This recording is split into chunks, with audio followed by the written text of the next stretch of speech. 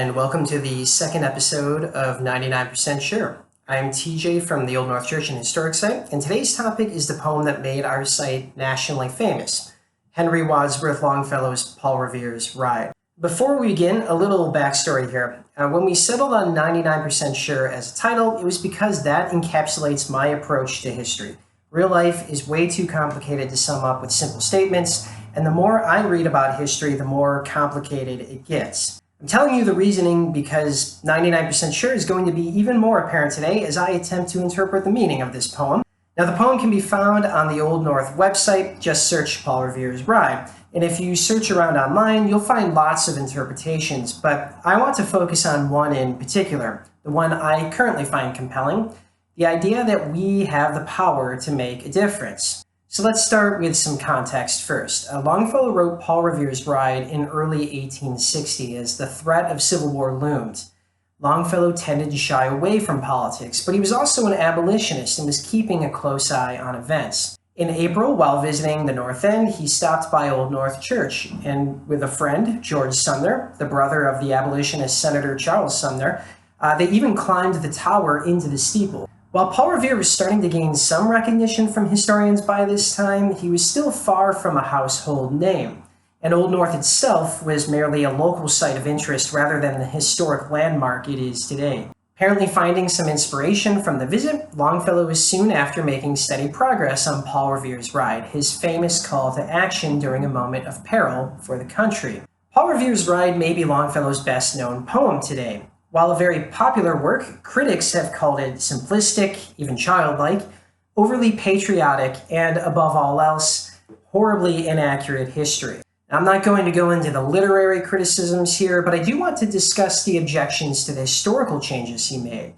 Longfellow does alter the history a lot. The most important change was to cast Paul Revere as a lone hero, and this was a conscious choice on Longfellow's part.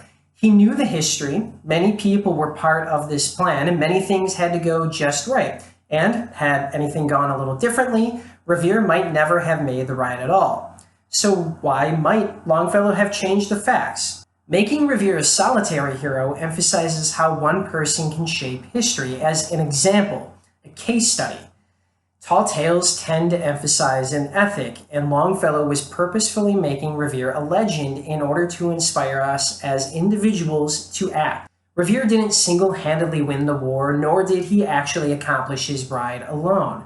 But his role that night was still important, and it was his way to contribute to the cause.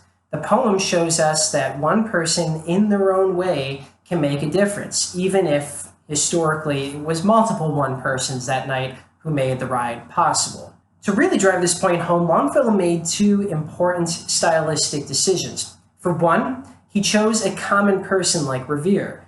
Remember that Revere was not incredibly well known at this time, so in Longfellow's mind, Revere accomplished this as a relatively common person, not as a great man in history doing what only great men can do. He's someone most average Joes can identify with. Secondly, Longfellow styled this in language understood by all. Longfellow was known for deliberately wanting to write accessible poetry for all ages and all social classes. Despite critics scorning the simplicity, simplicity is the point here. Thus, Paul Revere's Ride, a poem about a common man described in common language for all people to be inspired by. The message here is we all can contribute. It doesn't have to be something as epic as Revere's Ride. In most cases, maybe it shouldn't be. But we can still do our part, big or small, to make a difference. In a way, Longfellow himself was embodying this message for his own time. He had skill with words and a wide audience, and with the country in danger, writing was his way to support the cause. We aren't all famous poets, we can't always emulate the Longfellows of the world, but there again is Longfellow's genius in using a relatively common man like Revere as a standard bearer for the idea. Revere as a symbol applies universally in any era, and it works in our present day as well. The poem ends, "Through all our history, to the last, in the hour of darkness and peril and need, the people will waken and listen to hear the hurrying hoofbeats of that steed in the midnight message of Paul Revere." The idea is timeless. There will be problems in our future, but we can all make a difference. That is the midnight message of Paul Revere, or At least I'm 99% sure about that. So, is this a fair interpretation of the poem? If so, what are some ways we could help with the problems we face today? Feel free to weigh in yourselves, but in the meantime, if you'd like to make a difference by supporting our mission, there are ways you can donate in the description. You can help in other, less monetary ways by sharing this video or learning more about our site's history. Thanks for watching, and we will be back with more history soon.